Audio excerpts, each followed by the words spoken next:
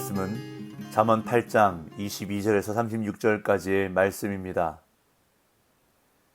여호와께서 그 조화의 시작 곧 태초에 일하시기 전에 나를 가지셨으며 만세 전부터 태초부터 땅이 생기기 전부터 내가 세움을 받았나니 아직 바다가 생기지 아니하였고 큰 샘들이 있기 전에 내가 이미 났으며 산이 세워지기 전에 언덕이 생기기 전에 내가 이미 났으니 하나님이 아직 땅도 들도 세상 진토의 근원도 짓지 아니하셨을 때에라.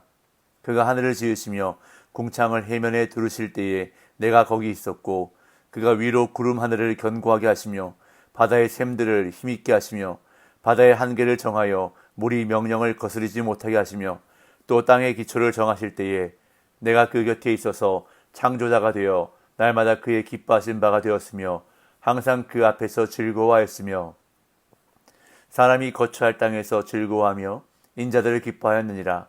아들들아 이제 내게 들으라. 내 도를 지키는 자가 복이 있느니라. 훈계를 들어서 지혜를 얻으라. 그것을 버리지 말라. 누구든지 내게 들으며 날마다 내 문 곁에서 기다리며 문설주 옆에서 기다리는 자는 복이 있나니 대저 나를 얻는 자는 생명을 얻고 여호와께 은총을 얻을 것임이니라. 그러나 나를 잃는 자는 자기의 영혼을 해하는 자라. 나를 미워하는 자는 사망을 사랑하느니라. 아멘. 오늘 본문은 지혜의 기원과 역할에 대해 자세히 설명하는 유일한 본문입니다.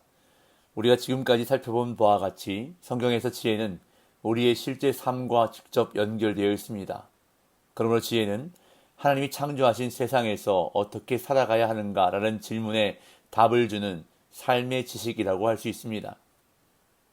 7장까지 지혜는 삶의 원리로 설명되고 모든 사람이 구하고 찾아야 할 가치이며 생활 방식으로 묘사되었습니다.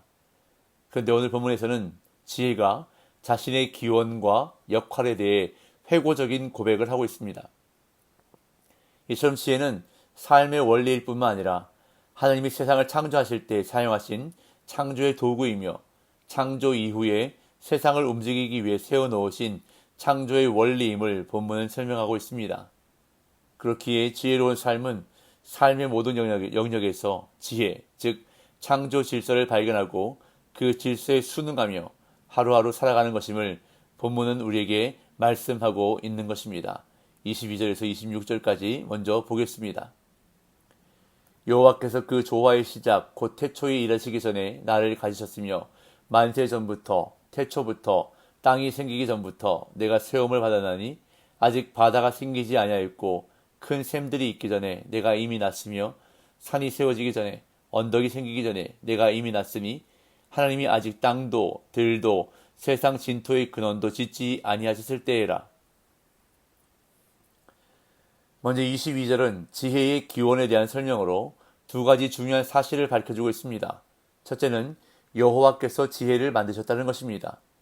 여호와께서 그 조화의 시작 곧 태초에 일하시기 전에 나를 가지셨으며, 여기서 가지셨으며 라고 번역된 동사 카나는 무엇인가를 소유하고 취하는 것을 의미하는데 그 대상이 물건이라면 구입해서 소유하는 것이고 자녀라면 출산해서 얻는 것이고 지혜라면 배움으로 얻는 것을 뜻하는 단어입니다. 그런데 이 동사가 하나님을 주어로 취할 때는 창조하다 혹은 기원케 하다 그리고 구속하다라는 의미를 갖게 됩니다. 또한 23절과 24절, 25절에 사용된 두 개의 동사는 하나님이 지혜를 창조하셨음을 증명하고 있습니다. 내가 세움을 받았나니 라는 표현에 사용된 동사는 수태하는 첫 과정을 묘사하는 동사입니다. 그리고 내가 이미 났으니 라고 번역된 동사도 아이를 출산하기 위해 진통하는 산모의 고통을 묘사하는 단어인데 이 단어가 하나님과 연관해서 사용될 때는 하나님이 세상을 창조하신 사건을 의미합니다. 이처럼 본문은 다양한 단어를 사용해서 하나님이 지혜를 창조하셨다고 강조합니다. 이것이 첫 번째 중요한 사실입니다. 두 번째 중요한 사실은 지혜를 만드신 시점입니다. 22절은 하나님이 지혜를 만드신 시점을 그 조화의 시작 곧 태초에 일하시기 전에 라고 밝히고 있습니다. 즉 세상을 만드시기 전에 지혜를 먼저 만드셨다는 것입니다. 이는 23절부터 나타나는 다양한 시간에 관한 표현들, 즉 만세 전부터, 땅이 생기기 전부터, 아직 바다가 생기지 아니하였고 큰 샘들이 있기 전에, 산이 세워지기 전에, 언덕이 생기기 전에 라는 표현들에 의해서 다시 한번 강조되고 있습니다. 이와 같이 하나님은 세상을 만드시기 전에 지혜를 먼저 만드셔서 세상에 두셨다는 것입니다. 그리고 이것은 하나님의 창조에 있어서 지혜가 그 토대가 되었음을 암시해주고 있는데, 이어지는 구절에서 지혜는 하나님의 창조 사역대에 함께 했다고 자신이 직접 이야기합니다. 27절에 30절. 그가 하늘을 지으시며 궁창을 해면에 두르실 때에 내가 거기 있었고, 그가 위로 구름 하늘을 견고하게 하시며 바다의 샘들을 힘있게 하시며 바다의 한계를 정하여 물이 명령을 거스르지 못하게 하시며 또 땅의 기초를 정하실 때에 내가 그 곁에 있어서 창조자가 되어 날마다 그의 기뻐하신 바가 되었으며 항상 그 앞에서 즐거워했으며. 앞에서 자신의 기원을 회고적으로 고백한 지혜는 하나님의 창조와 자신의 관계에 대해 설명하기 시작합니다. 창조를 지칭하는 시간 부사절, 그가 하늘을 지으시며 궁창을 해면에 두르실 때로 시작하는 27절은 내가 거기 있었고라는 고백으로 마칩니다. 이는 창조 때에 지혜가 하나님과 함께 있다는 설명입니다. 어떤 역할이나 행동에 대한 설명은 없고 창조 시에 그 현장에 지혜가 있었다는 고백입니다. 그리고 이어지는 하나님의 창조에 대한 28절, 29절의 설명은 창세기의 창조 기사 순서에 따라 하나님이 하늘과 바다를 만드시고 바다의 한계를 정하심으로 땅에 드러나게 하시고 그 땅 위에 피조물을 만드시는 과정을 한편의 드라마처럼 요약해서 보여주고 있는데, 이러한 설명은 지혜가 창조의 현장에 함께 있다는 점을 강조하려고 제시된 것입니다. 그런 다음 창조 때 지혜의 정확한 역할은 30절에서 명시되고 있습니다. 지혜는 자기 역할에 대해 내가 그 곁에 있어서 창조자가 되어 라고 회고하는데, 여기서 창조자로 번역된 히브리어 아몬이라는 단어는 어린아이, 옆에 서 있는 자, 장인, 신실하게 등 다양한 의미로 해석될 수 있는 단어입니다. 문맥상 여기에서는 직공 혹은 장인으로 번역하는 것이 적절하다고 학자들은 말합니다. 우리가 읽은 한글 성경은 창조자로 번역했지만 좀 더 정확한 의미는 창조의 일을 감당하는 직공으로 해석하는 것이 더 낫습니다. 이러한 지혜의 역할에 대해 두 가지 부연 설명이 이어집니다. 첫째는 날마다 그의 기뻐하신 바가 되었으며 라는 것이고, 둘째는 항상 그 앞에서 즐거워하였으며 라는 것입니다.